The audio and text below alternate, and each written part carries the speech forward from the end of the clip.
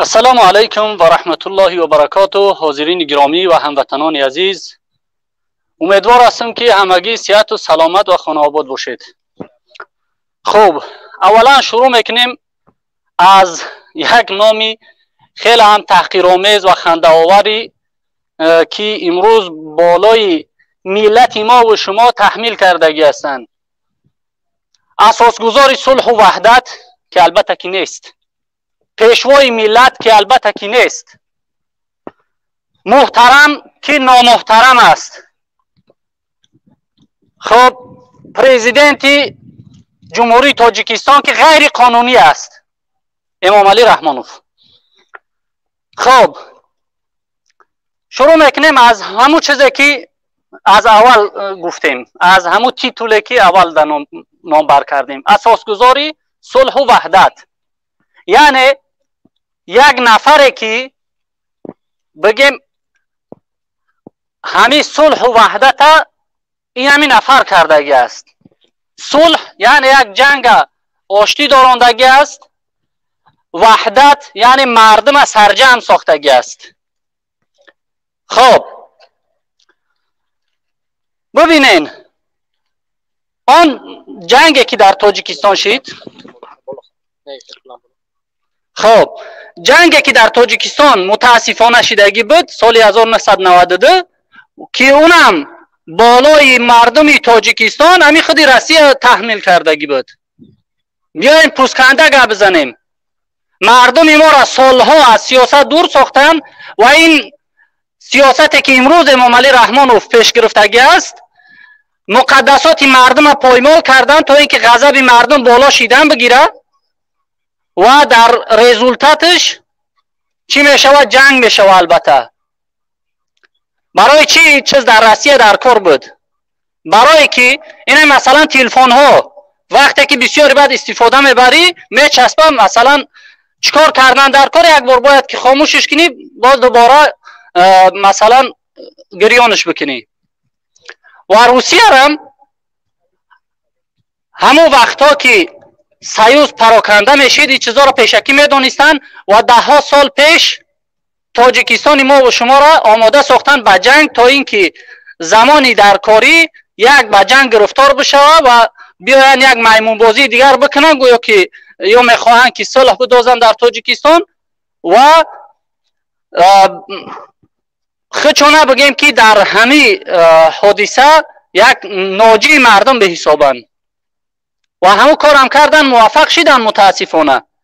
از بس که ما و شما از سیاست خیلی دور بودیم، یک قسم مردم از دین دور بود و یک قسم مردم خوب دیندار بود اما متاسفانه از سیاست دور بودن و مردمی که از سیاست دور هستن به جان یکدیگر میخورن، نمیدونن که در اینجا فایده کی است. متاسفانه همین چیز شد. اما بعد از آنه که این کار انجام دادن آوردن همین چوچه خچونه این همین امامعلی رحمانوف در سر قدرت ماندن بالای سر ما و شما ظالم، تا امروز ظلم و ستم و تجاوز بالای مردم ما و شما روا میبینه. اساسگزاری صلح یعنی ببینید که چی گپ است در این مسئله، از امامعلی رحمانوف نیست این حق. وحدت یعنی سرجمی مردم. امروز بین ما و شما در وحدت دیده می شود. امروز ما از هر منطقه های تاجیکستان در اینجا حضور داریم و از حزب های گوناگون سیاسی تاجیکستان هستیم. یعنی همه مربوط یک حزب یا یک حرکت نیست یا اینکه یک ناحیه، از سراسر کشور در اینجا هستیم و این چنین از حزب ها و حرکت های گوناگون. این معنا داره وحدت. اما ببینید که امامعلی رحمانوف اساسگزار وحدت هست یا اینکه نیست. اگر به یاد داشته باشین، هنوز من فراموش نکردم، اگر به یاد داشته باشین مردم ما یک چیزی خوب به نام حشر داشتن. یاد تو است؟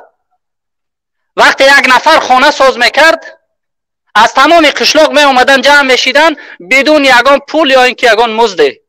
کمک میکردن تا اینکه همون نفر همون کاری سنگین شه در یک روز خلاص بکنه با انجام برسونه. به نام حشر بود. فکر میکنم شما فراموش نکردین. امروز حتی فرزند پدری هر یک کدامی ما و شما، من خدمت مثلا جدا نمیکنم، فرزند پدری هر یک کدامی ما و شما اگر خانه میسازه ما در بر اون نیستیم، حتی با پول هم میکنیم، پول طلب میکنیم در مزد کارمون. همین خلاص در حالی که مردم ما قبل از به سر قدرت آمدن امام علی رحمانوف حتی تپه کردن به خدا قسم به همین یک جایگی به نام حشر میکردن. یک کار پسترین پلیترین است. همه کسا جمع میشدن از یک قشلاق کار یک همسایه را بود میکردن به پول. امروز نیست این چیزا. برای چی نیست؟ برای که وحدت نیست امروز در تاجیکستان. امروز وحدت ما و شما فراموش کردگی هستیم. ایرم به خدمت های خیرسانه امام علی رحمانوف که امروز دعوا میکنه که اساسگذار وحدت است. کدام وحدت؟ تا امروز بحثی کلابی و ترخانی و دشنبگی و غربی و خوجندی و بدخشانی است در تاجیکستان. کار تا جای رسیده است مردم بدخشان زیاد دیده می شود. من احترام نمیکنم، زیاد دیده می شود. کار تا جای می رسه که مردم بدخشان خودشان اصلا تاجیکستانی نمی حسابند. برادران عزیز، هموطنان عزیز، ببینین در حالی که شما جدا میشین، شما یک جایه نیستین، زورتان به یک حکومت دیکتاتور امام علی رحمانوف نمیرسه. کجا برسه؟ به اون حالت هایی که مثلا خدای نکرده مثلا بدخشان از تاجیکستان جدا باشه و در مقابل یک دولت دیگه ایستادگری بکنه. یا اینکه چرا ما و شما مردم تاجیکستان میگذاریم که چنین باشه؟ چرا ما و شما مردم تاجیکستان میگذاریم که مثلا تا این حد بیایه برسه که مردم بدخشان از ما و شما گیله‌مند باشن و فکر بکنن که تنها همه جبر و ظلم در بالای مردم بدخشان انجام می‌یابد؟ شما فراموش کردین شمس‌الدین 25 ساله را مربوط یگان حزب حرکت سیاست نبود. یک تکثیران به نام شمس‌الدین 25 ساله، یاد یگان تت هست؟ یک مقاله برآمدگی بود، یک جوان تکثیران در حالت کارش با همون ماشینش برابر ماشین یک بچه کدام خری کلان میشوه. شاید یگان گاز میتیه، سیگنال میجه، چیکار میکنه که بگه میان ای خونش میبردارن میبرنش. بازار بی زدن کشته بودنش. وقتی که مادر او رفت نزد همو پلیس خانه، مرده را برآوردن در دستش دادن، گفتن که خدا را شکر بگو که بچت حلال مرد، حرام نمرد. این بود که در تاجیکستان از ما از حادثه های حاجی حلیم مثلا او زندان در چندین نفر را کشتن، در درون اتوبوس ها محکم کردن، به کیسلرود ماندن، زندانی ها را کشتن. ما از او اشغالی صحبت نکردیم. عمر بابایوف یک جوان تنها به خاطر ریش داشتنش زدن کشتن، جوان مسلمان در دهنش عرق ریختن تا اینکه تهمت بزنن که پیامبر خودش غلطید مرد. چرا مردم بدخشان سرجم نشیدن مثلا از حقوق این جوان مردا دفاع بکنن؟ من نمیگم که حق مردم بدخشان است که تنهاشون بگذاریم. آیا شما میدونید که گروه 24 برای چی نامش گروه 24 است؟ یعنی 24/07/2012 24/07/2012 حادثه هایی که در خاروق گذشتگی بود.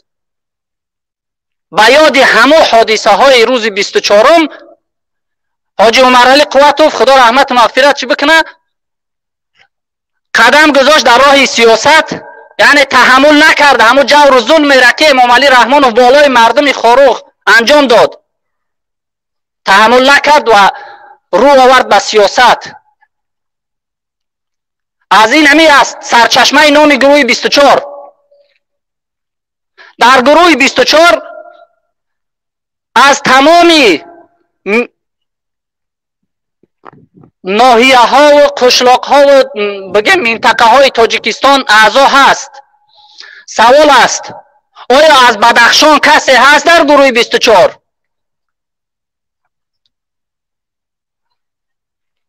البته که نیست. یک برادر معروف لنگرچیف بود، امورم از او طرف جقیدن کشیدن برو وردینش. من پوسکنده گپ میزنم، اگر چنده که شاید که همصفان ما از این چیز ناراحت بشوند. بیاین ناراضگی نکنین دوستان عزیز. ما به خدا قسم هیچ وقت بدخشان از تاجیکستان جدا نمی حسابیم و بدخشانی را از تاجیک جدا نمی حسابیم. بدخشان در قلب تاجیکستان است و ما بدخشانی ها را در قلب خود می حسابیم. ما بدخشانی هستیم. ما بدخشانی هستیم و بدخشانی تاجیکستانی است، تاجیک است. بدخشان در قلب تاجیکستان است و بدخشانی در قلب تاجیک است. این خیلی گپ نیست که پراکندگی بکنین شما. ما همه یک ملت هستیم. اون لهجه که شما دارین برای ما خلل نمیرسونه. ما اون لهجه را لهجه تاجیکی میدانیم، لهجه بدخشانی تاجیکی. به خدا قسم این گپا از نوک زبان نیست، این گپا از قلب است بیرون میبروید.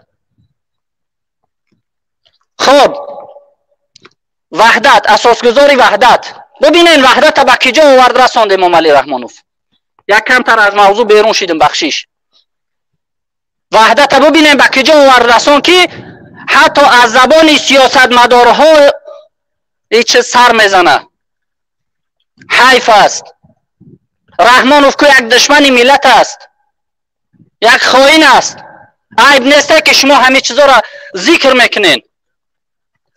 عیب نیست که شما به نقشه های رحمانوف داده میشین، به برنامه های رحمانوف رفته میشین. این است اساسگذاری وحدت. پیشوای ملت. وحدت گفتیم که چیکار کردیم امام علی رحمانوف، در کجاش زد؟ پیشوای ملت. پیشوای ملت یعنی یک نفره که بهترین است از همه مردمی اون کشور، از همه اون ملت. با سوادترین، با ایمانترین، با ناموسترین، با غیرتترین. فکر نمیکنم که امروزا در ملت ما یگان پیشوای باشه، متاسفانه. ولی این بیچاره که بیسوادی بیسواب خودش پیشوای ملت اعلام کرده است. سوال در میان می آید که شرم نمیدارین شما از مردم افغانستان، از مردم ایران که یک همین خیل گوسفند پیشوای ما و شما میگن ما و شما تحمل میکنیم؟ عیب نمیدونین شما؟ ای مردم عزیز تاجیکستان، عیب نیست که امام علی رحمانوف خودش پیشوای مردم تاجیکستان میگیره؟ ایزو نمیکشین شما؟ چی میگن همسایه کشورهای ما و شما؟ به حال ما میخندن. این نفر پیشوای ملت، یک بیسوادترین آدم، یک کثافت، یک آدمی که تجاوز در همون نامهایی که خودش گذاشتگی است، در همون نامهاش تجاوز کردگی است. انقلاب و انقلاب و انقلاب. تشکر زیاد. انشاءالله که امیدوار هستم که ما و شما اون وحدت کندگی امام علی رحمانوف، اون وحدت تجاوز شده امام علی رحمانوف برقرار میسازیم با همین خیل سرجمعی هامون. السلام علیکم و رحمت الله. سلامت باش.